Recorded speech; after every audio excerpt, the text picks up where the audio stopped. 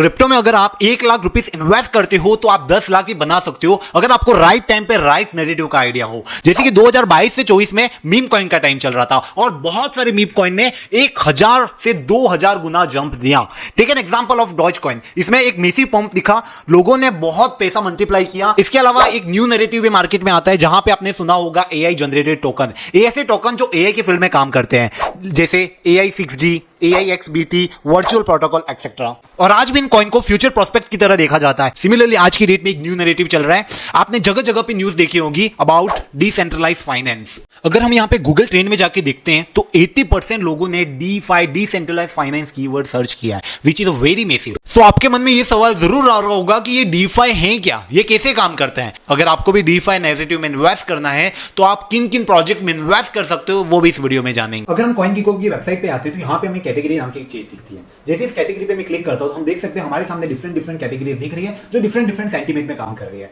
Let's take an example of smart contract platform, ऐसे platform जिसके ऊपर हम स्मार्ट कॉन्ट्रैक्ट बिल्ड कर सकते हैं। नीचे में लेयर 1 भी लिखा हुआ है, आपने इथेरियम का नाम सुना होगा, बिटकॉइन का नाम सुना होगा, सोलाना का नाम सुना होगा। ये सारी लेयर 1 ब्लॉकचेन है जिसके ऊपर हम प्रोजेक्ट बना सकते हैं। सिमिलरली हम नीचे की तरफ चलते हैं तो यहाँ पे हमें डीफी का टोकन दिख रहा है। तो डीफी क्या है और ये इतना बूम में क्यों है? अगर आज की डेट में आपको पैसा स्टोर करना है तो आप कहां पे जाओगे? बैंकिंग सिस्टम के बाद, बट एक सेंट्रलाइज सिस्टम है, इसके पास सारी की सारी ऑथोरिटी आपके पैसों की और भी काफी चीजों की।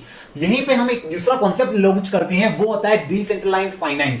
जहां पे आप ट्रेडिशनल बैंक में, पुराने बैंक सिस्टम में हम क्या करते थे, हमको केवाईसी करनी होती थी, बहुत सारे डॉक्यूमेंट्स की जरूरत होती थी। वही डीफी एक डिसेंट्रलाइज्ड बैंकिंग सिस्टम है जहां पे आपको कोई भी केवाईसी करने की जरूरत नहीं है। यहां आपको लोन मिल सकता है, यहां पे आप अपने पैसे इन्वेस्ट कर सकते हो और जो पैसे आपने इन्वेस्ट किए, जो कॉइन आपने इन्वेस्ट किए, जो एसेट्स आपने इन्वेस्ट किए, उनका इंटरेस्ट मिल सकता है। सो ये अभी डिसेंट्रलाइज्ड नेटवर्क पे चल रहा है, इस पे कोई भी एक सेंट्रलाइज्ड या फिर किसी बैंक की अथॉरिटी नहीं है। ये पूरा का पूरा प्लेटफॉर्म क्या है? डिसेंट्रलाइज्ड है, इसको कोई एक बंदा मैनेज नहीं कर रहा। इसमें काफी सारे प्रोजेक्ट काम कर रहे हैं डीफी के फील्ड में। मैं एक प्रोजेक्ट के बारे में आपको इन डेप्थ नॉलेज दूंगा।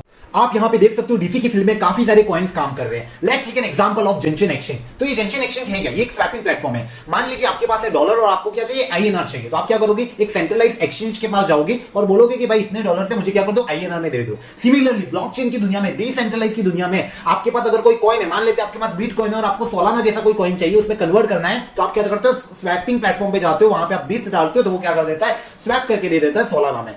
So this is the power of swapping platform। ऐसे काफी सारे प्लेटफॉर्म है, जैसे यूनिस्वैप हो गया, जेनचिन एक्सचेंज हो गया, और भी different kind of swapping platform है। सो नेक्स्ट एग्जांपल है वो है ट्रेडिंग प्लेटफॉर्म। आपने काफी सारे ट्रेडिंग प्लेटफॉर्म को यूज किया होगा, जैसे बाइनेंस हो गया, वजीरेक्स हो गया। बट इन ट्रेडिंग प्लेटफॉर्म्स क्या है? ये सेंट्रलाइज है, राइट? यहाँ पे आपके अकाउंट हैक होने की काफी सारी ट्रेडिंग प्लेटफॉर्म अगर हम डिसेंट्रलाइज पे डालते हैं, डिसेंट्रलाइज फाइनेंस, समझ लो, डिसेंट्रलाइज एक्सचेंज, तो ये काफी अच्छा यूज केस हो सकता है। और आप क्या करना चाहते हो? इन कॉइन से आप इंटरेस्ट कमाना चाहते हो, तो आप इस कॉइन को इस पर्टिकुलर आगे प्लेटफॉर्म पे जाके दे सकते हो और वो किसी और को उधारी पे देगा, वहां से जो इंटरेस्ट मिलेगा उसका कुछ परसेंट आपको देगा, जिस प्रकार से बैंक वगैरह करते हैं।